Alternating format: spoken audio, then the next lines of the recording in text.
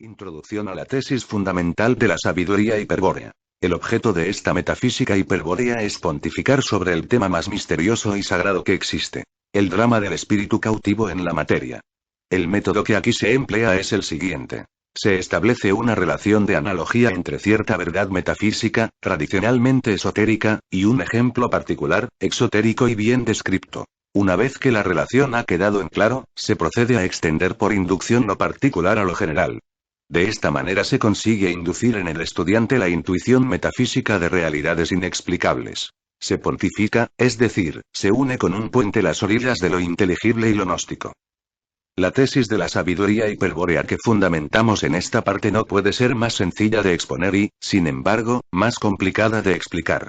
En otras palabras, es relativamente fácil exponer, míticamente, los rasgos originales del drama: la traición de los Siddhas y la caída del espíritu. Pero no puede ser más difícil la aproximación inteligible a dicho mito. Una vía iniciática, en la cual el instructor pone en contacto directo al estudiante con el mito, sin duda salvaría todas las dificultades. Pero no es este el caso. Aquí debemos mostrar la verdad de la tesis por medio de explicaciones racionales, es decir, con conceptos determinados por la lógica del lenguaje. Y lo haremos así pues nos estimula la certeza de que el camino elegido es el correcto, de que cualquiera que lo transite, con un mínimo de atención, no podrá menos que atravesar en algún momento el puente metafísico que conduce al espíritu, a su propio espíritu cautivo por los dioses de la materia. Comencemos, pues, por el principio de la tesis. La sabiduría hiperbórea enseña que antes de la llegada al universo material de los espíritus hiperbóreos, en la Tierra habitaba un homínido sumamente primitivo denominado Pasú. Tal homínido, sin embargo, estaba potencialmente llamado a cumplir una importante función en la obra del demiurgo: ser postor de sentido en el mundo, finalidad que se explicará con detalle más adelante. Aquí interesa destacar que el Pasú había fracasado como especie en el cumplimiento de su finalidad y, según ocurre en todos los casos en que la evolución toma por sendas equivocadas, su destino seguro era la extinción. ¿Qué milagro lo salvó de desaparecer como el dinosaurio o el dodo y en cambio aceleró su evolución hasta convertirlo en el amo de la Tierra? Respuesta: el aporte genético de una raza extraterrestre llamada, últimamente, hiperbórea. Pero no se trata solo de genética, es decir, de información hereditaria. La modificación genética del Pasú lo que ha hecho posible es el encadenamiento espiritual de los seres extraterrestres al desenvolvimiento evolutivo de los arquetipos Manu, o sea, a la evolución de la materia.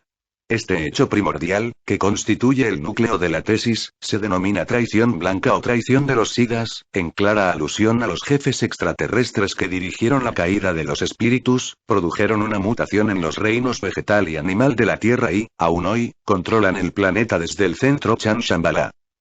Como efecto de la traición de los Siddhas traidores aparecen tres clases de hombres sobre la Tierra. El homínido primitivo que a partir de entonces se llama animal hombre o Pasú. El Pasú que posee linaje hiperbóreo, es decir, el Pasú que tiene la posibilidad de que en él se manifieste el espíritu cautivo, denominado Virya. Y el Siddha hiperbóreo, que puede ser, tanto un espíritu liberado de la cautividad, como uno de los antiguos guías, y que permanece en la Tierra, en un lugar llamado Agartha, para combatir al enemigo y consumar el rescate final de los espíritus cautivos.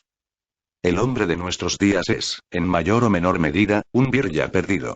Vale decir, en él existe una doble naturaleza, divina y humana, tal como afirmaban acertadamente los gnósticos de los primeros siglos de la era actual y que la Iglesia reservó exclusivamente para un exponente de la raza sagrada del demiurgo Jehová Satanás.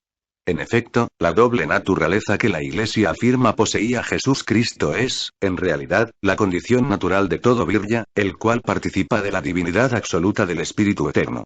Para ocultar este hecho, y evitar que el hombre se convierta en Dios, la Iglesia comenzó por destruir la gnosis con una implacable persecución y continuó por apoderarse de la verdad para aplicarla solamente a Jesús Cristo. Después de la traición de Constantino a los dioses del Imperio Romano, y del Concilio de Nicea y posteriores, la verdad gnóstica de la doble naturaleza del Virya se transformó en el dogma de la divinidad de Jesús Cristo. Y todo posterior intento por revelar este secreto a los hombres, desde los maniqueos y cátaros hasta Nietzsche e Hitler, fue ahogado en sangre por la conspiración sinárquica de la judeomasonería, el judeomarxismo, el judeocristianismo, etc. El Pasú primitivo era una fase en el proceso evolutivo del arquetipo Manu. A ese atado había llegado luego de una evolución de millones de años que no comenzó aquí sino en otro planeta, el cual se dividió luego en 4 partes y formó las lunas de la Tierra. ¿Cómo era la psique del Pasú a la venida de los extraterrestres? Respuesta. Poseía un sujeto racional bastante desarrollado y una incipiente esfera de preconciencia con la que no alcanzaba a adquirir conciencia de sí, es decir, individualidad psíquica. En esta falta de individualidad radicaba, justamente, la falla evolutiva del Pasú. En otros incisos se demostrará que el demiurgo propuso una finalidad para el destino del Pasú cuyo objetivo es doble. El objetivo microcósmico de la finalidad exige que el Pasú desarrolle la esfera de conciencia y convierta al microcosmos en ente autónomo, capaz de poner sentido en el macrocosmos. Este objetivo permite que se cumpla, también, el objetivo macrocósmico de la finalidad. Producir cultura. Se entiende que el primer objetivo, desarrollar la esfera de conciencia, es particular y el segundo, producir cultura, es colectivo. La falta de individualidad, la incipiente esfera de preconciencia, la natural e insuperable animalidad, causaron la falla del objetivo microcósmico de la finalidad. Y tal estancamiento particular produjo, en consecuencia, el fracaso del objetivo macrocósmico. Las culturas Pasú no progresaron en miles de años. Por otra parte, cabe destacar que, en sentido general, el Pasú exhibía un instinto gregario altamente desarrollado que le permitía superar en organización a cualquier otra sociedad animal, pues era el único capaz de crear una cultura.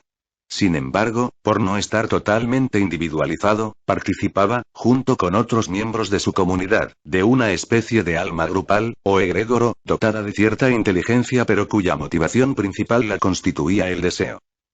En síntesis, el encadenamiento espiritual fue perpetrado por los sigas traidores para que el Pasú pudiese cumplir con el doble objetivo de su finalidad: desarrollar el sujeto consciente y producir cultura. ¿Por qué hicieron tal cosa? ¿De qué medios se valieron para ello? Las respuestas para estas, y otras preguntas semejantes, podrán hallarse en los siguientes incisos. Esta es, a grandes rasgos, la tesis que aquí desarrollamos. Su aparente sencillez no debe dar lugar a equívocos, pues, si se desea trascender el lenguaje mítico y aclarar el misterio, habría que plantear interrogantes complejísimos.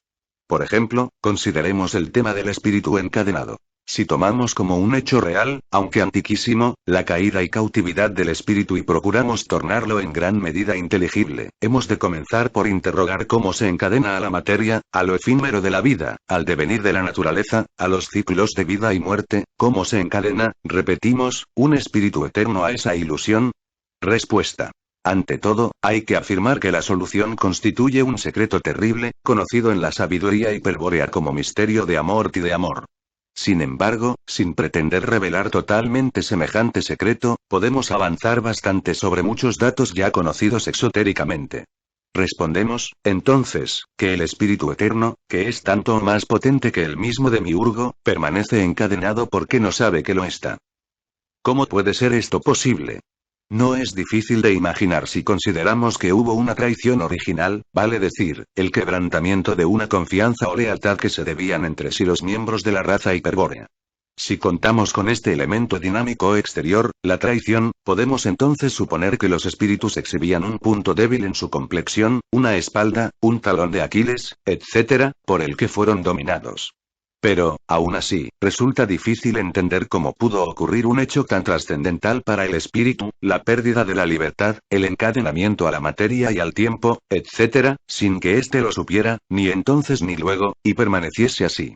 Y tal dificultad para entenderlo demuestra cuán lejos estamos del espíritu, de nuestro yo eterno. Reiteramos que, a pesar de las dificultades señaladas, es posible explicar en gran medida la tesis y aprehender intuitivamente lo inexplicable por medio de la inducción trascendental. A conseguir tal objetivo se dedica la primera parte de los fundamentos, pero, vale la pena aclararlo. No sería posible tornar inteligible el hecho del encadenamiento del espíritu a la evolución del Pasú, sin una adecuada descripción previa de la estructura psíquica del Pasú.